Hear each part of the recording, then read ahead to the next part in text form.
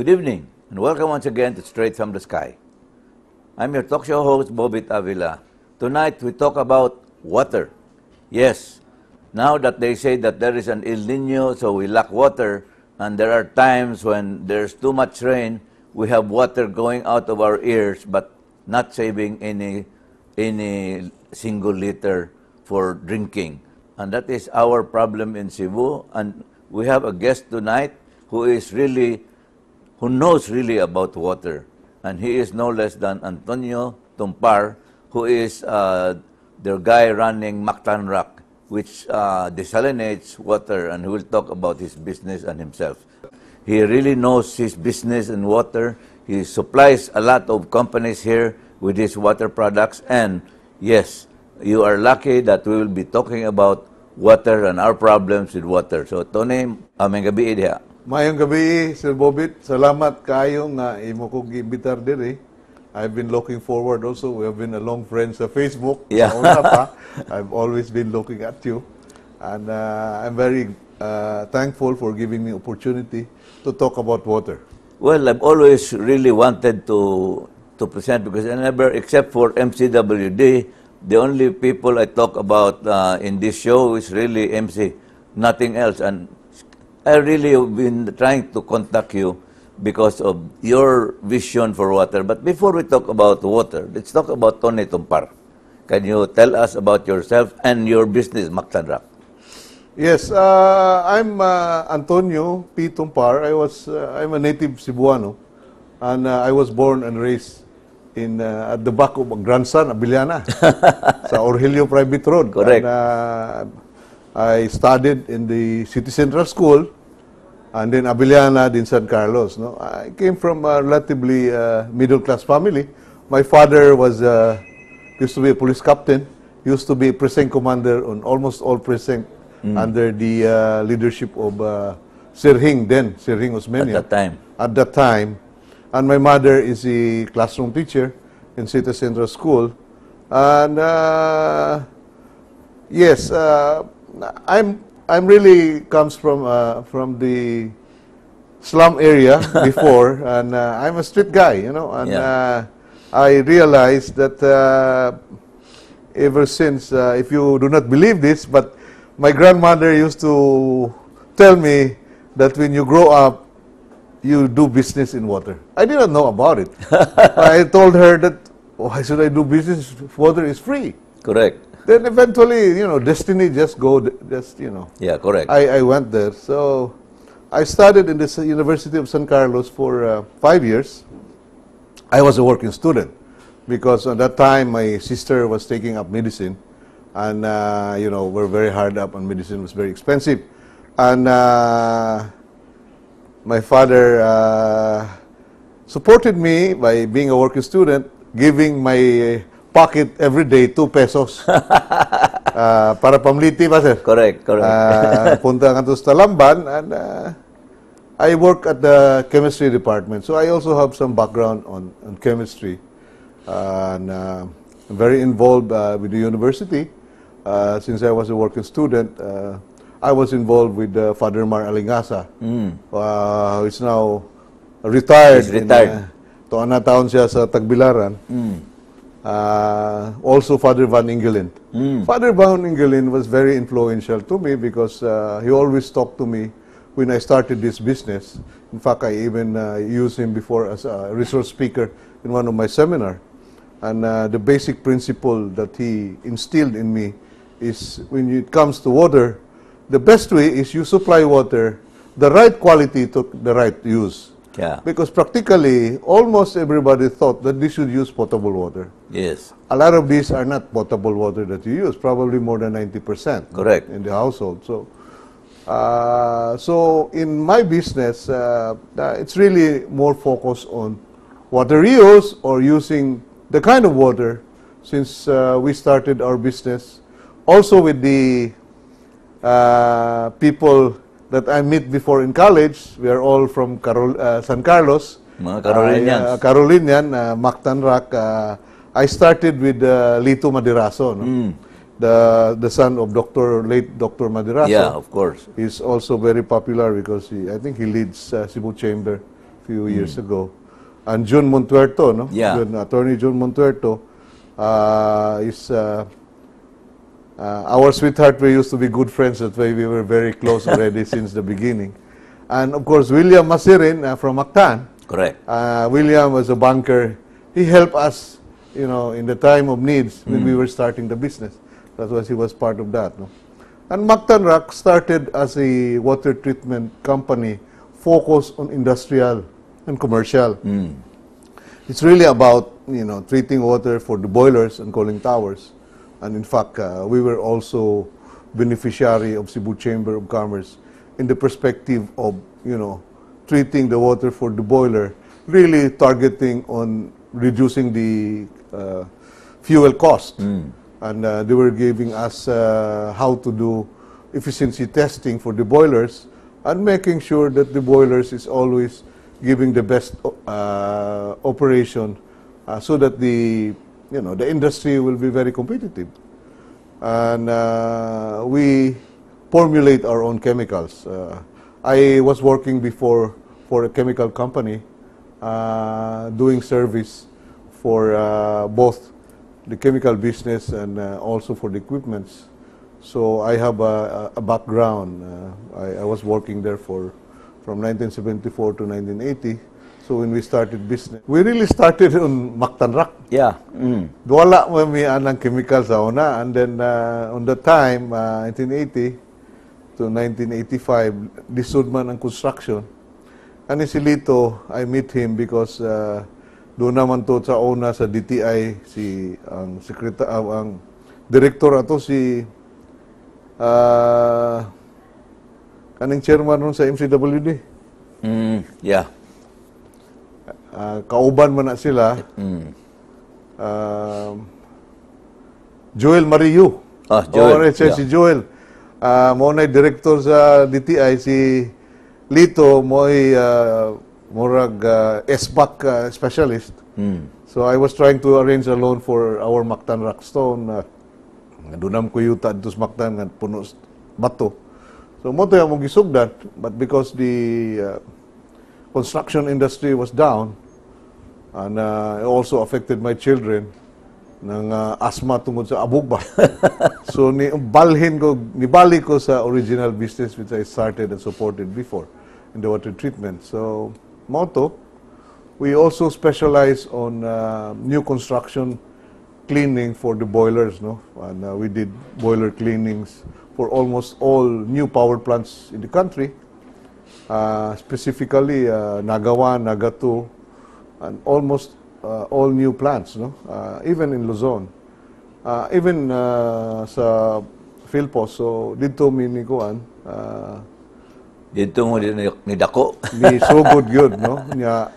We also, ang akong base market sa una, Sir Bobit, was really in Iligan, in Northern Mindanao.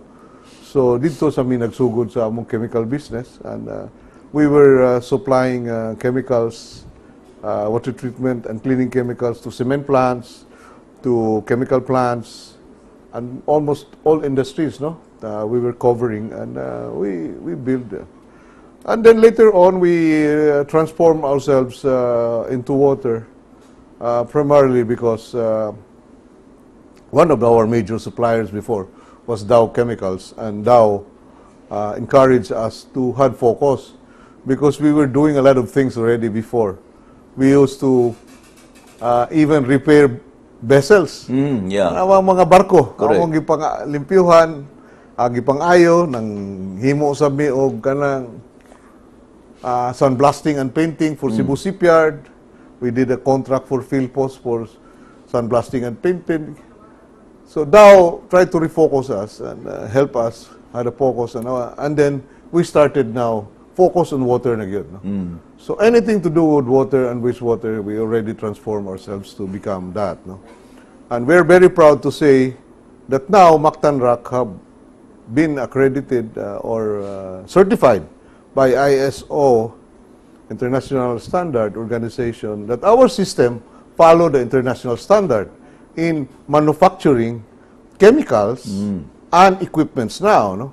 So we're very proud to say that most of our equipments, no, 90% of our equipments are already built here, so that we have very competitive price. No? You save on freight and handling, number one. You save on labor. Yeah, correct. And what I will only order are just parts, small parts that cannot be built here. But probably 80 to 90% of the system, the steel works, the foundation, the civil works, and all that, are all available locally anyway. So that's what we're doing now. I have 2 manufacturing plants now, which is one owned by Mactan Rock, of course, no, which I'm leading. One in Mactan, which we started there. No, we have almost a hectare factory there. We're doing both chemicals and equipments, no, in Suba, Masulog. And we just, last year, we also opened our new factory to cater to the Luzon market for equipments and chemicals in Giginto, Bulacan. And we're doing a lot now. And modesty aside, we started also exporting some of these equipments for my client on the fishing industry, Rodi Rivera. Yeah, Rivera. Patay naman si Rodi Town. Sa una niyang order, dito to niya gibutang sa New Zealand. The latest one, the order was for Papua New Guinea. These are all water purification system. In fact, even his chemicals, yang orderon dire, yan danon dito, kaya naman siya mga barko po, padong dito. Oh, fishing boats. So the last one that we did for him was we built it in Giginto, Bulacan. So modesty aside, we started our business in Mindanao, and then just like Jesus Christ, mas maayo man dito kuno layo. Kaya nasa din sa Cebu. Then afterwards, when we develop our own credibility already, we started having business in Cebu. Kay kanimang Cebu, kung ang kaya ni siya ba, anang choosy ba.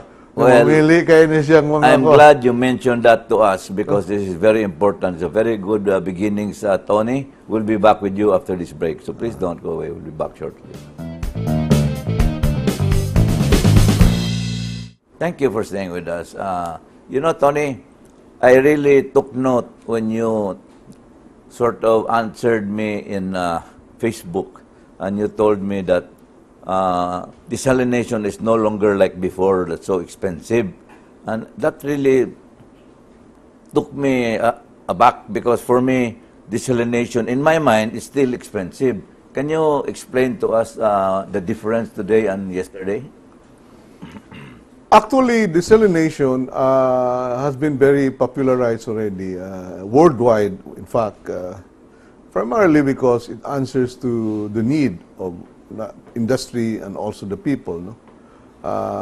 In fact, used to be desalination using evaporation and then condensation. Yeah. That's the old style. But because it is power intensive, the new technology of reverse osmosis became popular. No? Reverse osmosis was accidentally discovered by a group that was hired by the U.S. government to look into extracting precious metal from seawater. But they found out that it is cheaper to purify water using that technology. And Dow Chemicals, through Femtech, got the exclusive at the beginning to produce that. No? But eventually, the court in the U.S. declared it, since it was done by the U.S. government, that it should be free for all. No? So we now have competitors. And the membranes, or the reverse osmosis membranes, has grown tremendously already, that the membranes are now manufactured practically in all major countries. And that changes the whole perspective. Do you manufacture your own membrane? Essentially, no. We only manufacture the equipment. We only import those that what we cannot do now. But eventually, probably we'll do that. But as I've said, desalination, when we started it, the price of per cubic meter of water, like in Shangri-La Hotel, the power cost was 5 kilowatt hour per cubic meter. So if you talk about it now, which is about 10 pesos per kilowatt hour, that's already 50 pesos per cubic meter. Now, just to produce the water, no, not distributing it, it's less than 2 kilowatt. Wow. it's primarily the evolution of the membranes that has already high recovery and very efficient, but also on the recovery of energy. When you pump water at high pressure, and then you reject the water, only reducing it to probably 20 psi, you still have very high pressure water. So you can extract the high pressure and get back that energy and rechannel it back to the system. I see. Oh. When we started Shangri-La, it was only about 40% recovery of energy. Now, That was the best at the time, at the time. that was more than 20 years ago. More 25 years ago. 25 years ago, yeah. Now, it is 97 to 98% recovery. Wow, that's huge. That's huge. Yeah. So much so that when you talk about desalination, you know, I won a bidding for MCWD to do seawater desalination. 2 points in Mactan. We're already ready, but you know, sometimes local government does not understand it. Until now, I am not given permit in Lapu-Lapu to build that plant. But I've already finished the plant. That could have helped the El Nino. Of course. Oh. Ang problema siguro ni Ma'am, ni Mrs. Radasa, kay bisag makadaot sa aquifer, no? Ang iyang giingon magod ang MC nga ang extraction sa tubig 10 meters. From the shoreline, ang gi-agree sa una 20 meters. Just to be sure, 10 meters. Ang gusto niya nga tumamis dagat pa extractor. Mas mahal man na siya. Mas mahal man. Dili na ko ka-serve atong presyo ha. Less than 40 pesos na. Sus, buwang. 39.85. Wow. Ha? Including na recovery of equipments. So you see, desalination is really affordable. Unya, sa Mactan, average price karon mahal-mahal naman tungkol sa daghang industry and commercial ba? Correct. So, viable gapon sa MC to do desalination. MCWD. Ang dinhi sa ato mainland, naaman tayo daghang deep well pa sa una, like waterfront, nga parat na ang tubig kasi water desalination. Correct. Naman, intrusion. Na ako'y daghang desalination nga brackish. Barato yun ang brackish. So, very competitive. So, the challenge really is, sakto itong imong gingon, gisuggest sa una, desalination of surface water. Yes, of course. Kung naatay surface water, nga kung ting-ulan, mas gwapo gina i-augment. Yes, of course. Oh, in fact, we started it before. Nga katong gipa-supply mi ni Mayor Tami before sa mga barangay. Nakasugod na gyud kog mga sapa diha. Sa Pardo, sa Banilad. Yeah. Duha na kabuk. Maayo sa una, nahugaw namang river. Kay Yung undang na mo. kay mga tao gud gihimo na gud nila busurhan ang atong kuan. Mao gyud. Atong sapa. Maayo gyud ang limpyuhan. Correct.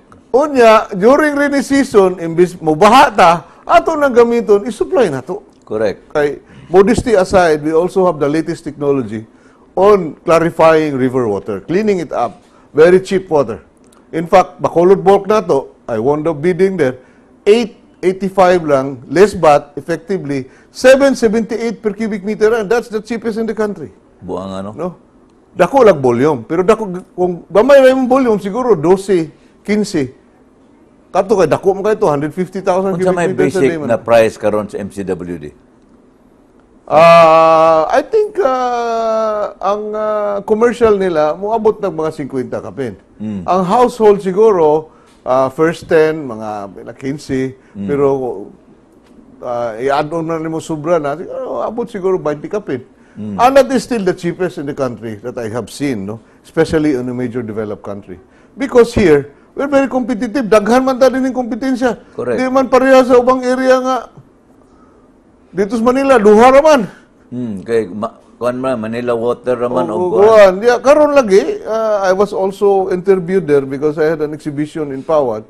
Why is Manila not sourcing other sources than Angat? Mao gyud akong issue dito, sir. Kay ngadto, kung walay tubig ng Angat, manira na pareha na sa room.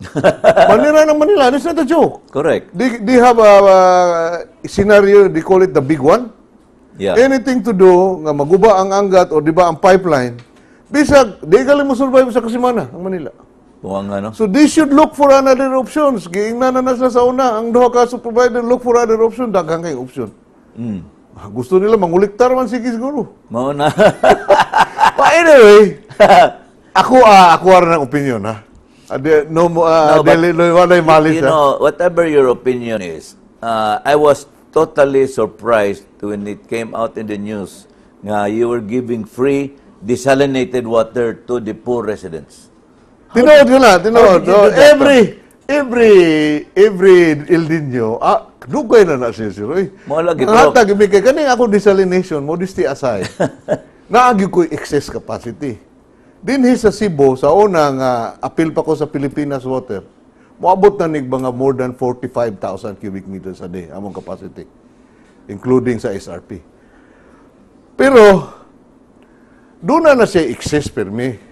Unya, ang atong mga silingan, basta baldi-baldi, drum-drum lang, sobra na kayo na among excess. Unya, CSR na ito ba? Ito siyang gamay nga panghatag. Bitaw. Panghatag yung tagtubig. Hantod karon, manghatag yung tubig. Mungadto lang mo, di lang mo deliver. Magdamog inyong balde, magdamog inyong drum, karga nyo sa inyong sakyanan, amo ng pilapan. Wow. Oh. And I used to do that in Cebu. Now I'm doing it nationwide. From Cotabato to Apari. Kaya naamang itong mga silingan nga way mga connection. Nga dool ra sa planta. Mag-tricycle na lang, hakot, maglinya. Amazingly, kaya naman sa kuy planta sa North Harbor, sa Tondo karon, taas yung linya. Hatag kami. Di wala yung komedya. So, for me, di man sa kayo na akong impact. Kaya pila na may gamit sa kabalay. Not only that, you're talking about excess water nimo. Excess water na. Wa kay kabutangan. Dili, capacity magod nato mas maayo magid ang mas dako. So pwede ko mas mudagan og dugay para lang mo serbisyo. Correct. Correct. So for me, that doesn't cost a lot from us, but that has a very big impact sa mga tao.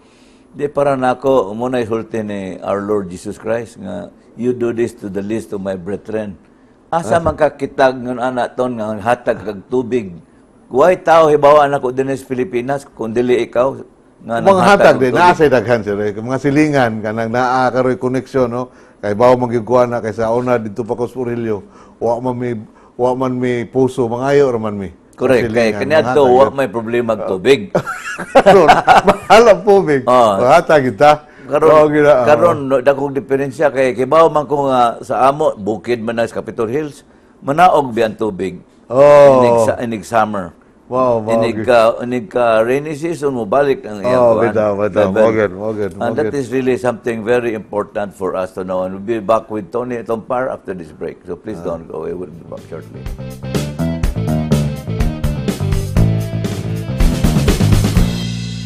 Thank you for staying with us. We're now really halfway on this show talking about water in the Philippines, in Cebu, in Mactan, and your water in your homes. And yes, we are with the water czar, Tony Camelo Tompar, who is with Mactan Rock. And yes, he's giving away water to a lot of people because he has excess water. And yes, we are together in a way in cleaning up our rivers because too many of our Filipinos are turning our rivers into garbage dumps. And I think it's time for us to change and let us arrest people who will continue to throw garbage into the river. So, Tony, what do you think about cleaning up the rivers? Yes, thank you very much, Sir Bobit.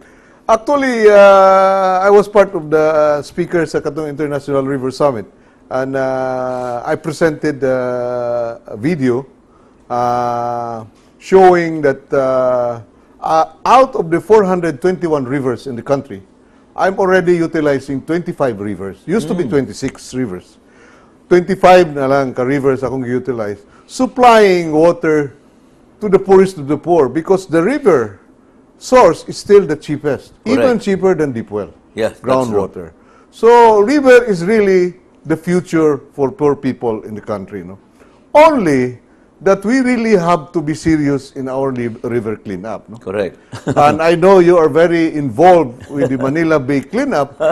The contributory for the dumping of that Manila Bay are rivers also. Yes, One of the major river that dumps this is Marilao River.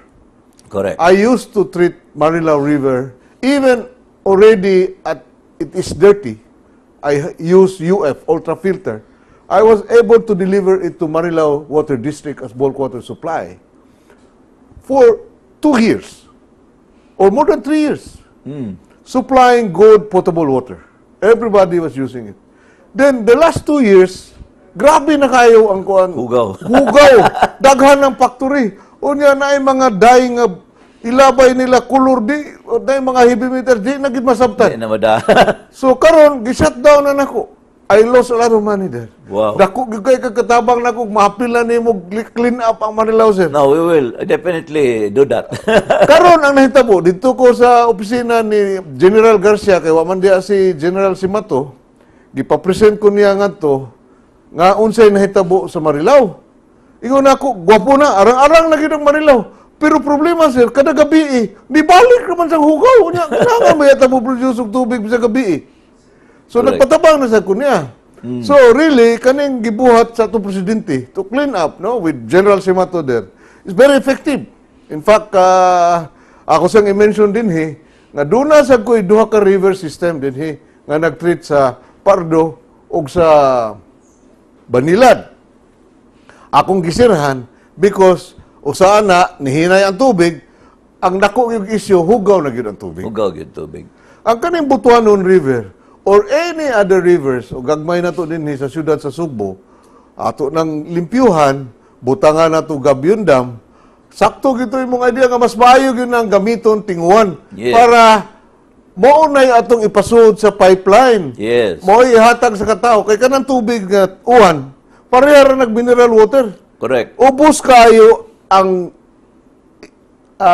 dissolved solids kana bitong kaning mga dissolved solids like hardness, iron, manganese, kay naas ilaw siya ta mo atong major source. Correct. Taas kay na siya dissolved solids. In fact karon ang supply siguro almost more than 500 na ang TDS. Ang kanang rainwater is comparable to that, less than 50. Wow. Less than 50 ang TDS sana. So ang hope yun na to, if the idea of sourcing river water countrywide is really a big potential, no? And modesty aside, we manufacture this new technology here already. Here. And here already. And in fact, I was talking to a major bulk water supplier sa Zamboanga. Ang ilang cost to build a 50,000 cubic meters a day was about 800 million pesos. Doon ako'y gihimo sa Bacolod. First, 60,000 cubic meters a day. Ang gastuhon, wag gali kabot 300 million. Sus, gusto. Kay gilocalize naman nato ang technology din. So that's the challenge, you know. Sometimes kaning buy local, kay na sugod man sa kuana na encourage man kuana sa una to go really on local and be independent on the supply of foreign technologies. Desalination and river water treatment, even the wastewater karon. Naana nato gihimo because like ang SRP, noted magita ng SRP. Correct. That's the first in the country. Seawater desalination ang atong gisupply, unya ang wastewater atong gikuha, which is also your program to you utilize wastewater, and then resupply it as non-potable water. Correct. It brings down the price of the effective water usage in SRP. You know, you go to Hong Kong, they have an area in Hong Kong where they really put a dam to keep the water, the seawater away. But their purpose is really dili potable nga water. In a way, ang potable water is gibutang man og plastic. So they really spend on kanang water. Singapore na, Singapore, including Singapore. Marina Barrier, gitawag lang Marina Barrier project, yes. Yes. No, they have in Singapore and they have in Hong Kong. Nasa sa Hong Kong din. Yeah. So you just imagine that these companies, Asian companies, we can actually learn from them. That's right. Because kita ko din gusto manggutag tubig nga mainom ditso. Pero sayop man na. Bitaw. Because you have to break down the water into two. The other is non-potable, the other is potable. Should be. Yeah. That should Total, ang potable, mahimo man na nimong bukalon. Right, No? right. Then kung bukalon nimo, mainom naman na nimo.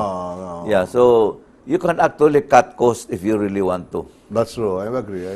Yeah, so ang problema lang, like I said, ang problema din is ato, the office of the building officials of Mandawi, Cebu City, and maybe Talisay, sila, di ba kay, tungod sa politika to ni, Oo. they do not stop people from building on the side of the river or esteros. Kay mga butante man na si imong mayor, muna problema. So in the end, people live beside the river, and in the end, they make the river into a garbage area. You know, Tony, for me, like si Nida Cabrera sa Senro came up with supposed to be clean up in Guadalupe River. And I wrote a column already, and I said, look, I already droned certain areas of Guadalupe River, and ang nakababag yun ang hugaw naa sa kuan nga silingan nga nagpuyo daplin sa sapa. Good. Then ang ingon reklamo niya, they had 1,000 volunteers. Ang biggest portion sa trash was in the bridges area. Nya di sila ka ang 1,000 people di kuno ka natural kay sa Manila mechanized naman na di man na mahimog tao kuan. At the end of the day, I said, since it is election time, gigamit lang ni aron ingnon ng limpyo mo, but at the end of the day, ang gamit ninyo is just for politics, not really cleaning up. And I want it really a clean up drive. Kay para nako ton, kitang mga taga-Sugbo nga watay surface water. Mind you, when I was in the RDC, the Regional Development Council, I was Infrastructure and Utilities Committee Chairman. I gave Bohol sa agriculture kanang sa Ubay. There's a huge water source in Ubay. Sa kuan sa outside of the Ubay munisipyo. Dako kay nga river source ang usas gawa sa Sagbayan. Bitaw. These are water sources that Bohol really was kanang mingon jud ka nga na-bless nila ba. And to think ang Inabanga River is a river that water is thrown millions of cubic meters a day is thrown away into the sea. Sayang ba? Sayang. Actually, we're also involved in Bohol now, no? Pero desalination is Panglao. But there are also municipalities approaching us, primarily, especially in the mountain areas, nga naglisod yun ang deep well ba sa ating init.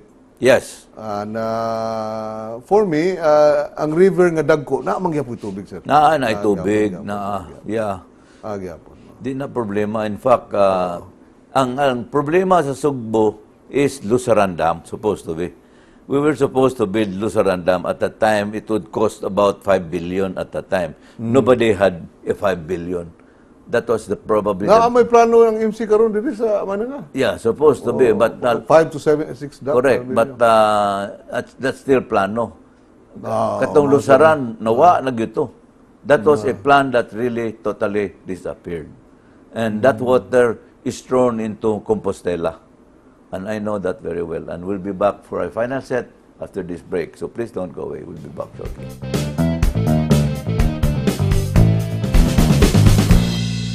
Thank you for staying with us. So, Tony, we have really talked about water.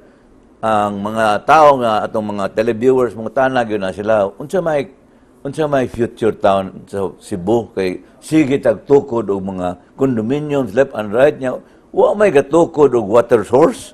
Niya, unsa may paino or pakaligo ang mga tao nga pila na kabuk condominiums gitukod. So, that's a very good question to throw to you. Yes, that's a good question. Actually, in a way, I will still look at surface water or river water as primordial supply, which we can use. Not only even rainy season, you can even on some areas like katong imong gingon Lusaran, kaning other major rivers in the Philippines or in Cebu, can be utilized. And I challenge everybody that we just have to keep the river clean. Correct. Because it's easier to clean the river. One big flash flood, limpyo na na. Yeah. One big flash flood, limpyo na na. Gamay na lang kayong limpyuhanan. So, to keep it clean is the challenge. That's really So, true. that's the number one source na to. Second is, kaning sa Metro Cebu Water District, naan sila daghan nga brackish well near the sea. Wa naman tayo mahimo aning atong groundwater karon. Kaya nakuha na. Kaya na seawater intrusion, it will take 100 years. Correct. Plus, we also found out that if you utilize brackish wells to desalinate, nga imong gikuha sa ng seawater, it even have to stop some seawater intrusion, no? Oh. That's according to some consultant that it can even reduce the seawater intrusion. Correct.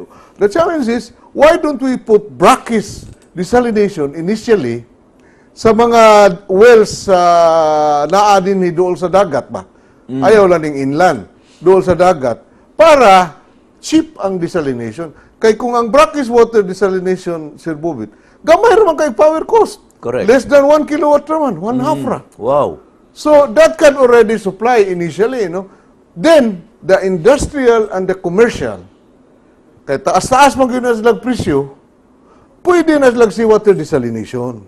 Like in Mactan now, most of the hotels and most of the industries are now, desalination na yun. Correct. Kaya maka-afford naman sila. Unfortunately, correct me if I'm wrong, ha, kay di man gyud ta ingon nga we are the influencing in the water problem. Our real problem is MCWD because it is run by politicians. It is not run by technical people like you. Come on, that's the reality. And people are put there because bata ni mayor or not. So, why don't we create a sort of a water council for Metro Cebu? Because para na ako, no, if Mega Cebu will only create a water council composed of people like you to really source out how to get water, especially during the time when there is no rain, meaning at least 3 months. After 3 months, pwede man na maundang kay daghan namang uwan. No? So, to be fair, Sad, to MCWD, no? Sila Joel Yu, kaning bago karon. Nagpabidding na gyud na sila karong daghang desalination og surface water. Not like before, no? Ako, dugay-dugay naman kung nag-bulk water sa MC, wa man gyud ko taga kontrata. Karon nagpabidding na, modesty aside, kay tungod kay ang ilang ka-price ubos. Di ka mo tuo, ako rin magbid. Kay ubos man kayo parehas bakulod og Iloilo. Iloilo bakulod. Ang ilang giset price kay mo ray ma-afford. Why ni bid? Ay ubos na daw. So what I'm trying to say is to give fairness sa ilahan, nagpabid na gyud sila laing sources karon. And they also try to develop more of their systems probably, and I have karon lang doon na ko'y gi-propose nga sa una sa Kutkut River, 15 na nakatuig nga proposal. Karon ilan lang yung gi-consider. Na ilan lang gi-accept. Unya naa say among kontrata diri sa MIPS2 nga naa sila dako nga brackish fund din ha nga rechargeable nga gi-accept pud nila. 6,000, so another 15,000. So karon naa siguro umaabot nga supply sa MCWD, moabot na ng mga 30,000 cubic meters a day. well, So that can really also help. Sa una, wa mag-consider, sir. wa gyud kay na may Buhisan Dam, pero look at today, look at Buhisan Dam. Ni Uga. Niuga gyud. Kanang ilang plano sa Mananga, posible siguro na, kaya naman po tubig ang Mananga. Okay, kung mag-uwan. Dako lang nga dam. Correct. Dako lang. Pareha sa Singapore. Correct. Ato lang i-dam, dakuon. Nga mo na, ipabid lang na nila na imobid. Ang kagwapos man na nga, at least, dili kayo as like the Guadalupe River nga, daghang kayong gapuyo. So, man na nga, gamay ray gapuyo, mahimo pa nimo mada. Bitaw. Ikuan nimo. And unfortunately, ang MC ni palit dito sa Carmen. Carmen, oh, Carmen. And for me, that project was really too high. Layo-layo man gud na siya, nya taas kay power cost. In fact, na-hold na sila for a while tungod lagi kay mahal dili ma-afford, no? But kung imong tanawon kumpara sa seawater desalination, mas barato gyapon na sila. Mas barato kaya kung seawater desalination kay almost 40 man. Pero kung brackish water, probably comparable na kay siya. But naasad siguro areas for improvement ana nga ilan ang gitan-aw karon sa Ayala nga ang ilang sistema manggod kung kusog ang uwan muhinay na noon sila kaya ang ilang technology siguro kinahanglan i-improve. So ila kung gipakot dito, I hope they will implement that nga dapat sad when the time comes nga rain yun, utilize yun na nato tanang river water diri. Correct. Baka sa tabang ginagdako. Mo gyud. Dako ginagtabang. It will reduce the cost of water. And then, undango na ito atong desalination. Correct. Kay total, it's dili man na siya tang gubon. Katulad nga kung gingon mo, apari. It's a mixed price. Yeah. Mixed price. SRP, mixed price gyapon. Non-potable o potable water, it becomes very cheap on the average. Yes, that's really true. That's really true. So I think the future is really katong akong gi-introduce nimo nga buhay pa makataon to si Father Van Engelen. Supply water should be based on quality. You supply the right quality to the right usage. Yes, that's true. It should not be mixed. Yeah. The potable water now is very expensive. Yeah. Let us try to do. It can be applied in Cebu. It can also be applied in anywhere in the country, including Metro Manila now. That's really true. Well, Father Van Engelen, gigamit biya na sa naanamo sa kong papa. When we built Rizal Theater, wana giguba na naron. At that time, Father Van Engelen got a long stick, then gipakayo niya sa tumoy, niya ayang gikuan siya, I'll show you how hot air goes up and cold air goes down. Din ako, I was what? 15 years old. So patay na tingali. Physicist to siya, physicist. Yeah, he was really good. He's very good. Yeah. Unfortunately, he must have been gone already. Anyway, ang kuan yun ton, para nako ton nga, we should create a water, what you call, task force here in Mega Cebu. Kay para nako, it should not only be MC. Kasalig tag MC. Niya ang MC di muliho kung dili sulti ang mayor. So ang atong ako nila kumukomentaryo. Pero ako makomentaryo man ko. Kay ngano kibaw man ko sistema. I know the system. And in fact, ang problema sa biggest problems MC, their biggest problem is ang ilang employees dili gusto additional mga hadlok ang ilang employees mo dwindle sila. Which for me is also wrong because Cebu is getting bigger and if it needs to be, we should hire more who are not really necessarily union members. Mao man ay problema na nila. So we'll solve our problems slowly. But I think the biggest thing we can do in Cebu is remove illegal kuhaon atong 5-meter easement by the side of the esteros and the rivers. And the moment matangtang na sila, you will actually remove more than 80% of the people who make our rivers into garbage dumps. Right. Yeah. I agree. Then we can build already. Kay katong ingon ni mga himuon ni mong dam, gwapo ng ideya ton, except lang kulikta na ni mga kuan. Ang problema, daghan siya kayong mga solid waste nga gilabay sa sapa. That's the biggest. Nasad pa doon. Yeah. Nasad pa doon. So really, unfortunately, we cannot solve the water problem in one show. We will just ask Tony Tompar to give his parting shots after this final break. Please don't go away.